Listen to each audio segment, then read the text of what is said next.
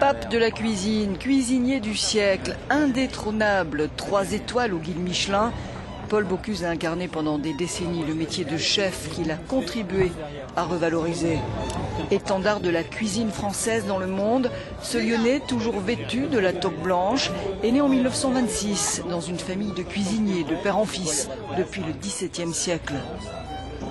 Le nom de Paul Bocuse sera toujours associé à la ville de Lyon, réputée pour sa bonne cuisine et où s'est développée toute une nouvelle génération de chefs cuisiniers, selon ses propres termes.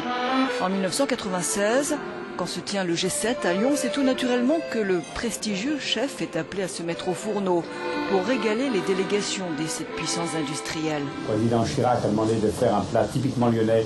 Je fais la quenelle de brochette lyonnaise aux écrevisses sauce Nantua. Et Georges Blanc, bien sûr, qui est dans la Bresse, va faire une volaille de Bresse.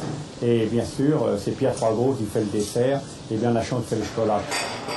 Son restaurant, l'Auberge de Collonges au Mont d'Or, est devenu un lieu culte pour les adeptes de la cuisine traditionnelle. J'aime le beurre, la crème et le vin, disait celui qui a commencé apprenti à l'âge de 15 ans, avant de gravir tous les échelons jusqu'à la plus haute marche.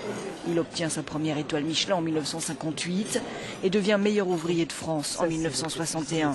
Entrepreneur né, travailleur acharné, il n'a rien laissé au hasard. J'ai le sentiment d'être toujours en apprentissage. J'ai toujours ce souci de la transmission de notre métier, disait celui qui a présidé l'Institut Paul Bocuse à Écully, dans la région lyonnaise, une école internationale de cuisine.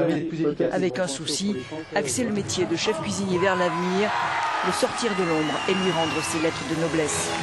C'est pour cela qu'il a créé en 1987 le prix qui porte son nom, le Bocuse d'Or, une compétition internationale qui met à l'honneur le métier des fourneaux.